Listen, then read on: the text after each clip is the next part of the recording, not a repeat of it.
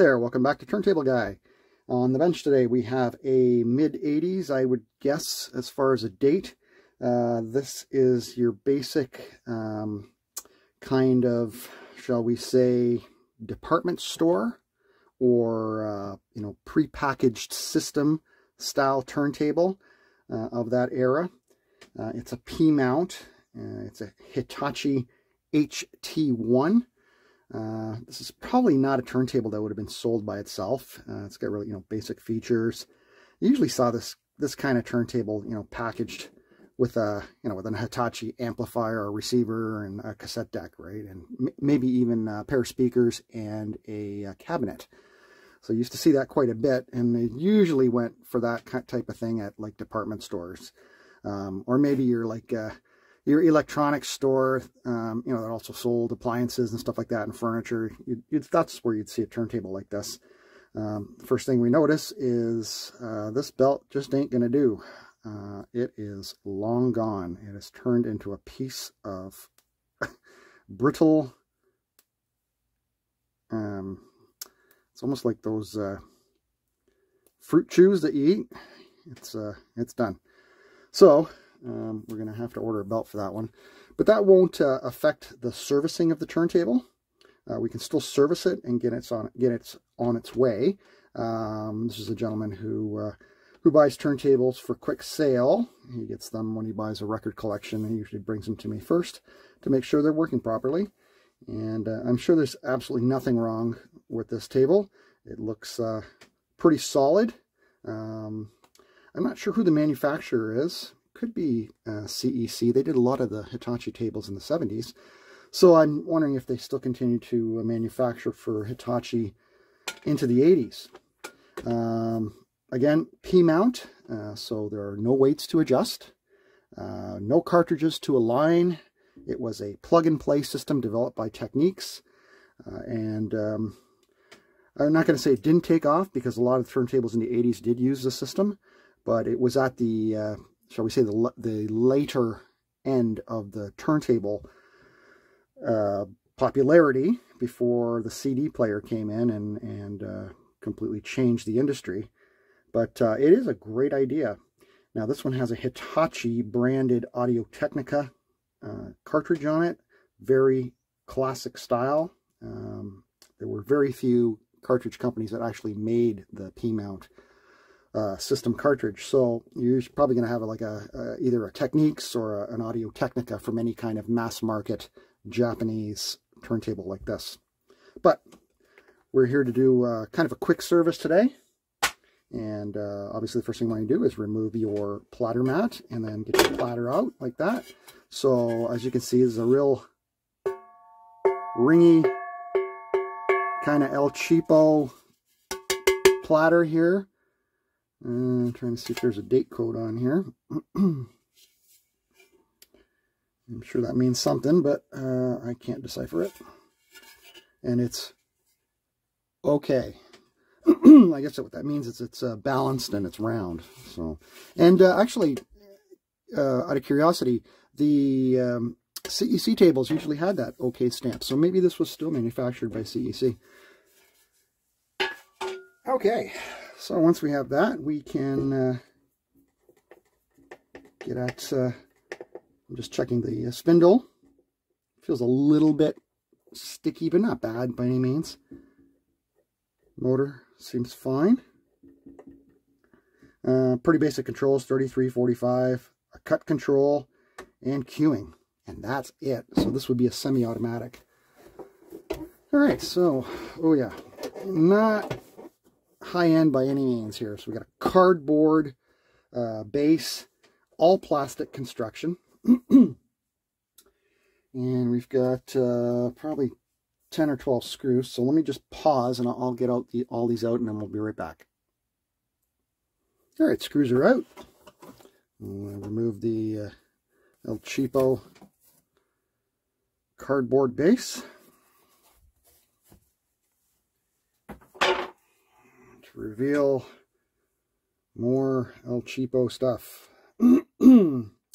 Alright, so this doesn't have a pitch control, but it does have, actually let me show you something.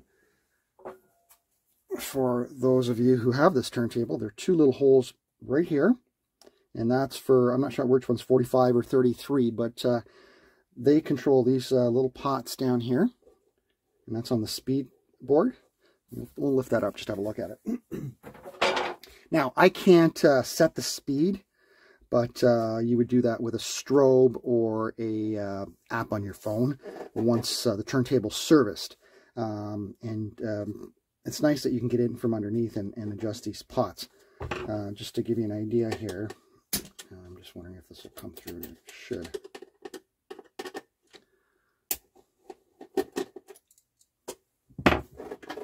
So here's your motor control board. There's nothing there. There's two pots. Oh, there we go. 45 and 33. It's marked right on the board. A lot of times you don't have to touch that, but it could drift over time, right? So definitely something to check. Again, I'm not going to be able to do that because I don't have a belt for this table. The owner said he's going to order a belt and then drop it off to me. So I'll have to set the speed on this after the servicing's done and after this video.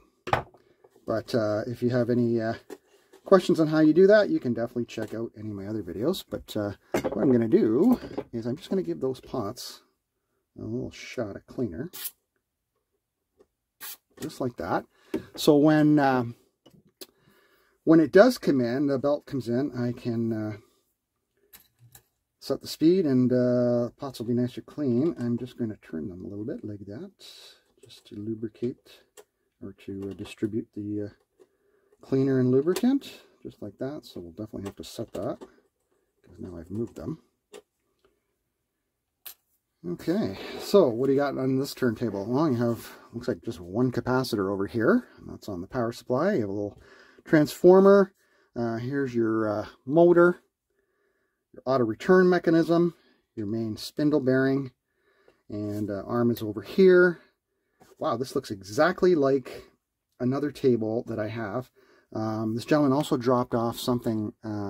It's a Canadian department store. We have a department store here in Canada called the Hudson Bay Company, or the Bay, or before that it was called Simpsons, and they had their own, you know, in-house brand turntable. So this one was dropped off with this one, and it is almost identical in every way, shape, or form. So that's why I'm thinking this may be a CEC. So yeah, so fascinating how it's almost identical. So here's your cut switch here, just a very flimsy piece of plastic. This grease is still good. I actually checked it on the last turntable that I did, and it is perfectly fine, so we're not going to touch that. We will service this, and all you need to do is to remove those two screws, and we'll service that, the main spindle.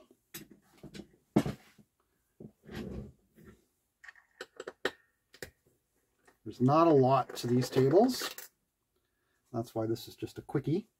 Where the hell did that screw go?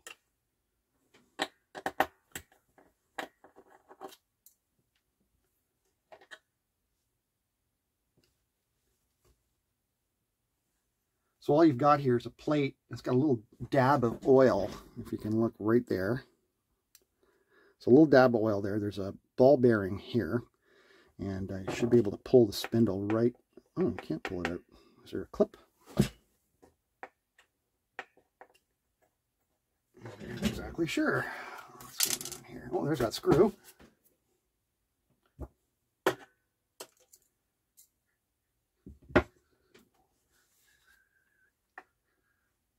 Oh, there's an E-clip on the top here.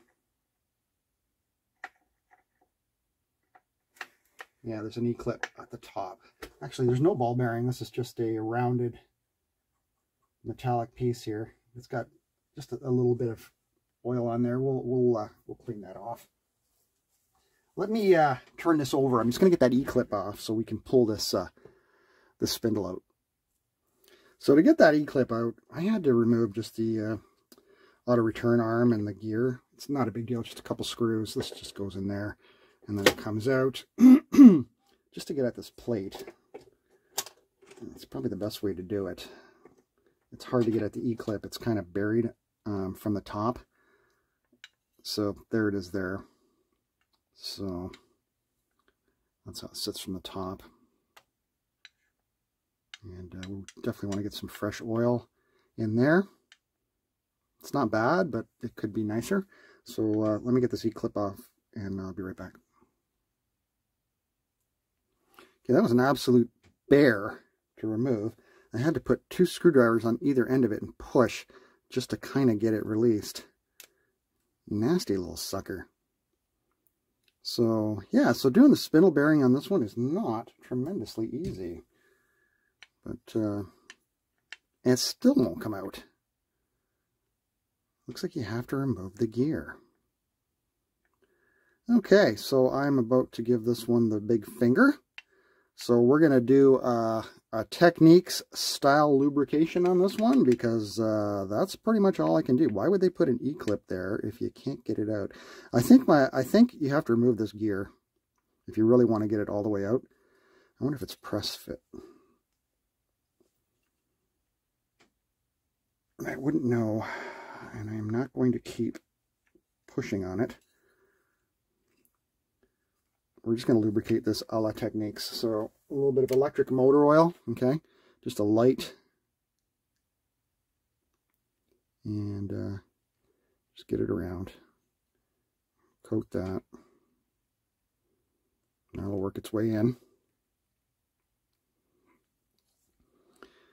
And you could even put a little bit in the bottom here, right where it meets there, if you can get your nozzle in there.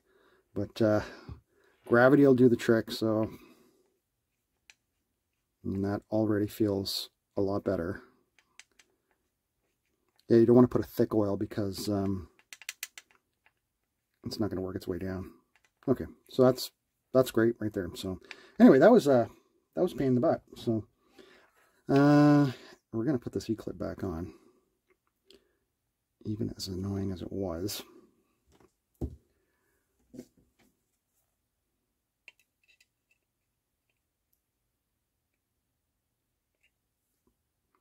It's very difficult to work with. There we go. Okay, so that's that. So I'll show you how you put all this back together, since I didn't show you how I took it apart. I didn't expect to have to do all this, to be honest with you. Okay, so this plate goes back like that. This little notch here, this lever needs to go under. Okay, and then 4 screws.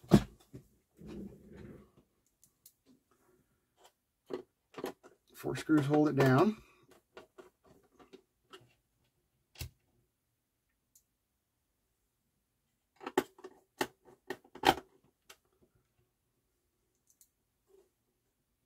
Got 1 ground here. Got to make sure your platter is grounded.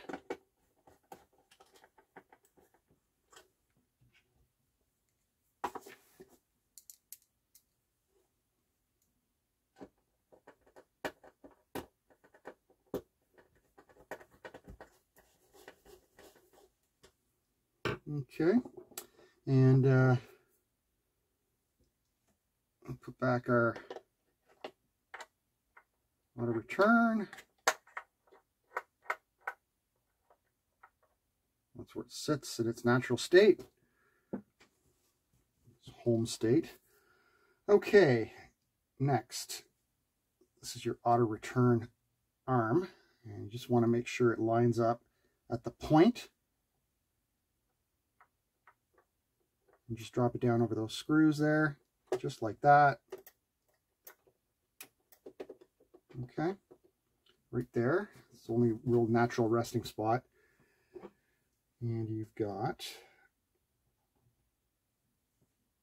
a couple washers here and a screw. That allows it to slide back and forth. And you've got 1 screw here.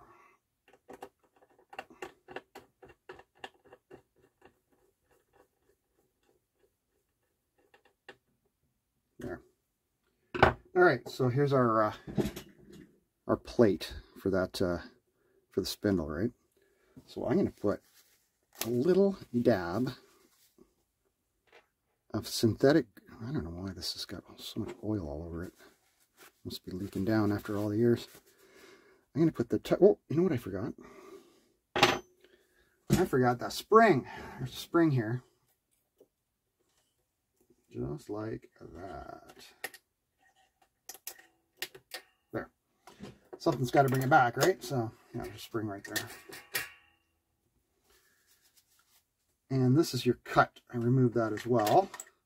It just sits right there. And it touches this little tab here. That's your cut control. Okay, so I'm just going to grab a little bit of grease. Where are you, grease? Here you are. And my screwdriver. So a little dab of synthetic grease. You do not need a lot, okay? You can put a little slob on the end of the bearing. That's all you need. Or you can put it here in the little tiny hole in the middle. Whatever suits your fancy there, okay? And then you just want to put this back in its natural resting spot.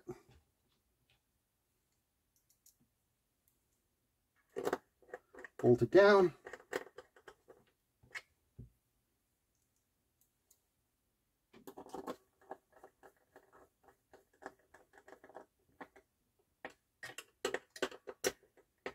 Don't over torque the screws.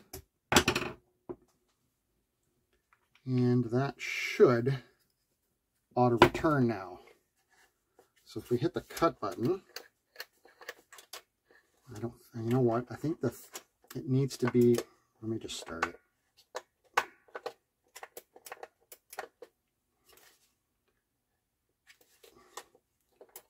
Helps if I turn it in the right direction as well. So there's your auto return. Okay. When the, there we go. Yeah, so when the cut button's pressed, see right now it's free, it moves this long arm and it just touches that little post there, which in turn pushes a little metal bar on the other side of the cam here to engage the gears. Where's that cut button? There it is. Right there. And it makes the arm spin back. And that's it. Okay. Motor will service from the top. Speed. You know what I'm going to do again? I'm just going to take off this motor control board here. And I'm just going to hit the speed switch because they can get flaky. Here we are. So a little deox right there. That's all you need. Okay. Work it. There's absolutely nothing on this board except a couple of potentiometers and 2 resistors. Isn't that crazy? That's it. Okay. And that ensures that your switch is good. Because I've seen many turntables where the actual speed switch is the problem with speed problems. When you have flaky, unreliable speeds. Okay. I think that's it for the bottom on this one. I'm just going to put this on for now.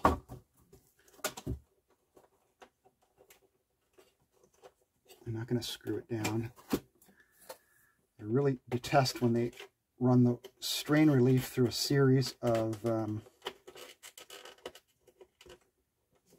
I do like an S around posts and stuff. This one's glued. This one's not. The AC power. And it acts as a strain relief.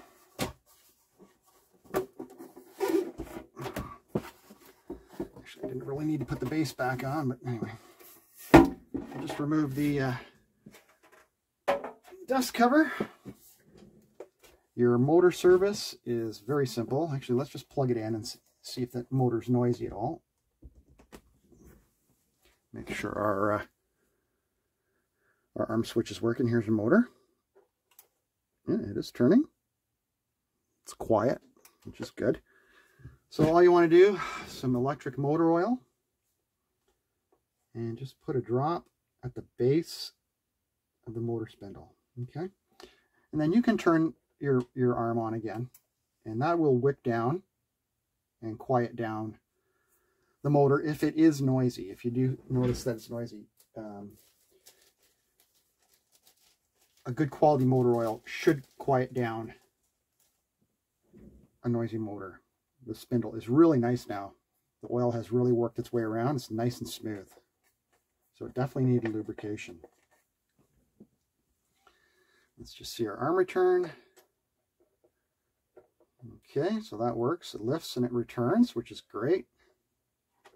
Like I said, I'm not going to be able to test and set speed because I don't have a belt yet, right? But we'll just get through the major servicing points. So now we want to clean the motor spindle. So you want a little bit of alcohol on a Q-tip like this. And just move your arm over, let the motor run, and just clean it with while it's running. It's a great way to do it. If you had a belt, you could also clean the belt if it was in good shape. This seems really rough. Can you hear that? It's like the, whoa, what's going on with that? Oh, yeah. I think a belt died on here. Can you guys see that? There's a little bit of green crap right there.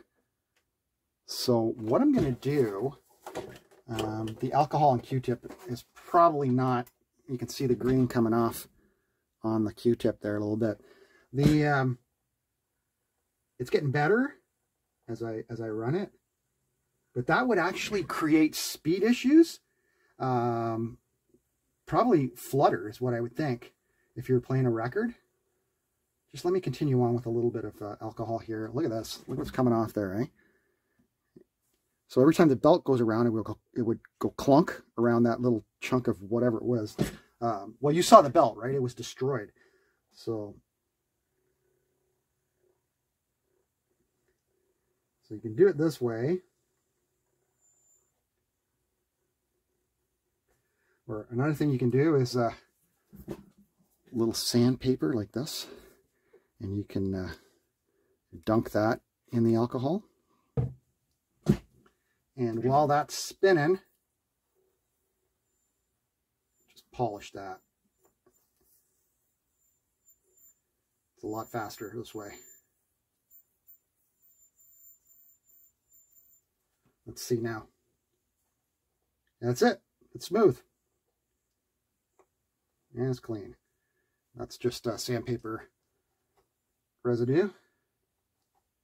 Yeah, that was bad. Glad I did that. You should always clean your motor pulley. Always. Your motor pulley is what controls your speed. Right? It's got to have a good grip on the belt. It's got to be clean, perfectly round, and grease-free. There we go. See? What came off of there? And that green stuff before. There. And the oil I put in has all sunk into the motor. So it's gone, but it's gone to a good place. Okay, lastly, because this belt died on this turntable, there could be the same kind of residue on the inner side of the platter where the belt rides. So what you want to do in that case is get yourself a paper towel.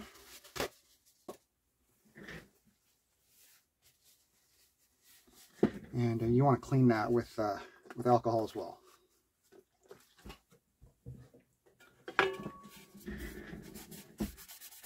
Just like that.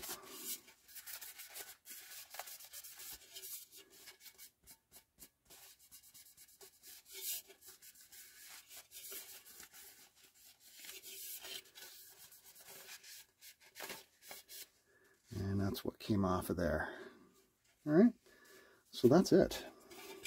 So if I had a belt, I could put this down. We could do a nice speed test. But I don't have the correct belt for this table.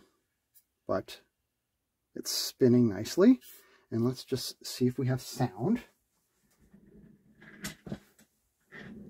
you know what we'll do? Let's do the finger test. That's always fun.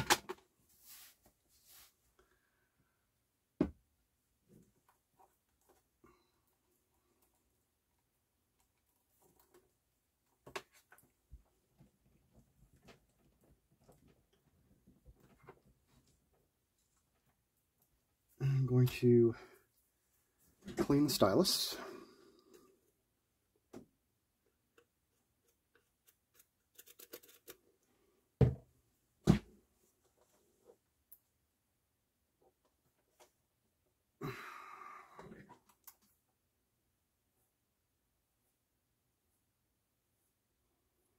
I'm using just a touch 70% IPA on there.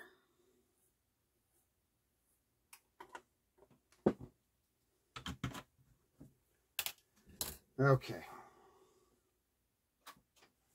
Let's grab a record.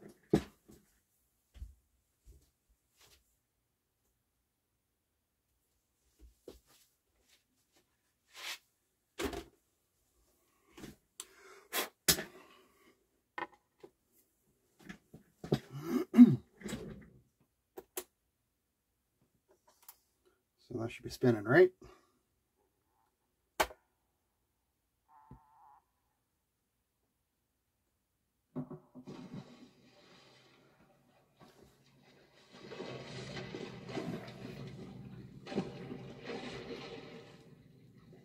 Got sound in both channels.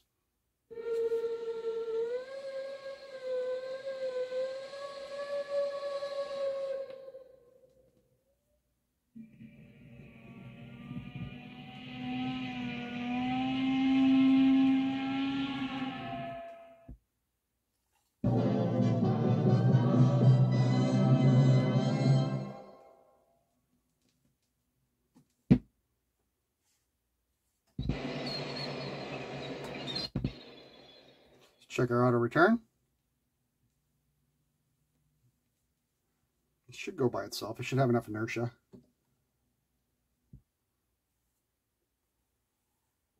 There we go. Very good. And our motor is off. This table's done. Just need a belt. Once we get a belt, it'll be ready to rock and roll for another 40 years. Yeah, so that's the Hitachi HT-1. Nothing exciting here. I just noticed that this says anti-skate, but then there's nothing to turn here because it's preset at the factory. 1.25 grams on tracking force and 1.25 on the anti-skate. Yeah, Hitachi HT-1. Nothing special here, but probably a decent sounding turntable. Great starter turntable. If you have one of these, that's how you service it. I probably will not come back to show you how to put a belt on. Just check one of my other videos. I have lots of videos on belt cleaning and all that kind of stuff. So thanks for tuning in, guys, and we'll catch you in the next one.